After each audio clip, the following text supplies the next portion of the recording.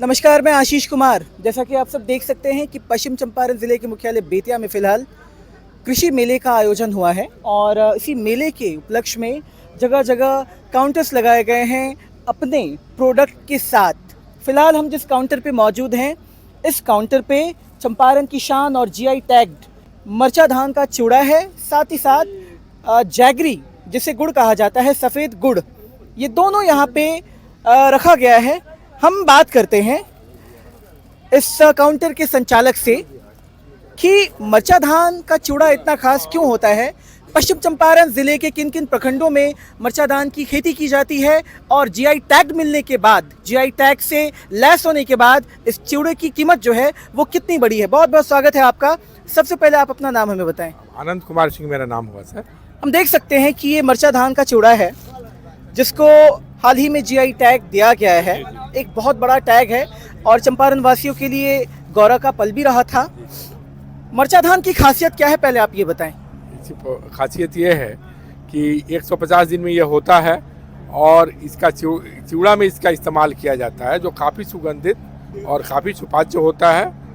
देखने में भी काफ़ी खूबसूरत होता है और इसका बहुत ज़्यादा, खासकर मकर संक्रांति के समय इसका मांग जो है जिला में और जिला से बाहर भी होता है। मतलब आप ये कह रहे हैं कि जहां अन्य पोहे में अरोमा नहीं रहता है, वही मरचा धान अरोमा से लैस होता है। जी जी। और ये सुपाच्य होता है, किसी भी प्रकार का कोई परेशानी, किसी भी प्रकार की कोई परेशानी नहीं होती इसको पचाने में। जी जी। इसको बिना भुने ऐसे भी आप खा सकते हैं। हाँ। तो कोई नुकसान आपको नहीं। जाहिर सी बात है कि जो अरोमा इसका होता है वो तो आपको ऐसे ही आपके मन को मोह लेगा। ठीक है, आप भी किसान हैं? जी जी जी, मैं किसान हूँ। मरचा धान की खेती आप भी करते हैं? जी जी, मरचा धान की किसान ही हूँ मैं, मरचा धान की खेती करता हूँ। तो पश्चिम चंपारण जिले में ऐसे कितने प्रखंड हैं जहां इसकी खेती की जाती है? 5 प्रखंडों में इसके लिए इसका जीआई टैग मिला है। हाँ। 5 प्रखंडों में जीआई टैग में 5 प्रखंडों में इसकी खेती होती है। नरकटियागंज, मैनाटाड़, गौनहा, रामनगर और लौरिया का कुछ पोर्शन। इन 5 प्रखंडों में मरचा धान की खेती होती है। बाकी बिहार की और किसी भी जमीन पे या फिर भारत में और कहीं भी इसकी खेती नहीं खेती नहीं की जाती है और इसको आप लगाएंगे तो वह अरोमा नहीं आएगा।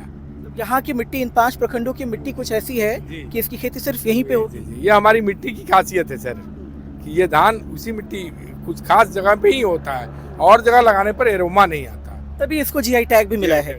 कीमत की अगर हम बात करें तो क्या कीमत इसकी होगी? देखिए, जीआई टैग से पहले तो इसका कीमत बहुत ही कम था। 2000 से 2200 रुपया कुंटल तक धान बिकता था और चूड़ा 60 से 70 रुपया किलो बिकता था। लेकिन अभी क्या है कि जीआई टैग में लगा धान 5 से 6000 रुपया कुंटल बिकता है और चूड़ा 1 से 150 रुपये किलो। सीधे आप कह सकते हैं कि डबल से भी ज्यादा इसकी कीमत होगी। 3 गुना ऐसी कीमत होगी। चलिए, किसानों की अगर हम बात करें, मरचा धान के किसानों की अगर हम बात करें, तो क्या ये उनके लिए बेहद खास है? क्योंकि इसकी डिमांड भी बहुत हाई होती है। जानकारी मिलती है कि इसको हम उपहार के स्वरूप भी देते हैं।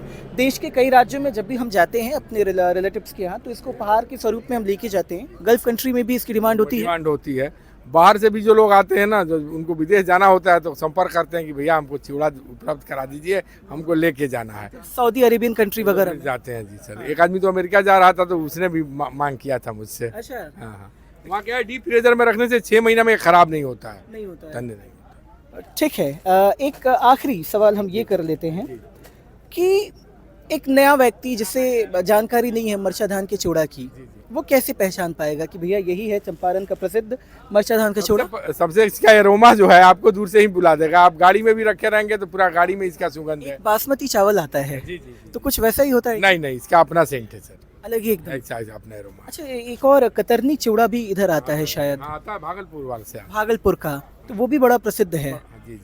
तो इन दोनों में कितना अंतर हो जाएगा? ये तो मेरा चीज़ है, तो मैं इसको तो कहता हूँ कि उससे काफ़ी बेहतर है और आप भी इसका इस्तेमाल करेंगे तो आपको भी लगेगा उससे बहुत बेहतर है। चलिए, बहुत बहुत धन्यवाद। आपने कीमत भी हमें बताई, आपने ये भी बताई कि पश्चिम चंपारण जिले के कितने प्रखंडों में इसकी खेती की जाती है, जीआई टैग मिलने से पहले इसकी क्या कीमत थी और जीआई टैग होने के बाद इसकी क्या कीमत है। पश्चिम चंपारण से लोकल 18 के लिए आशीष कुमार की रिपोर्ट।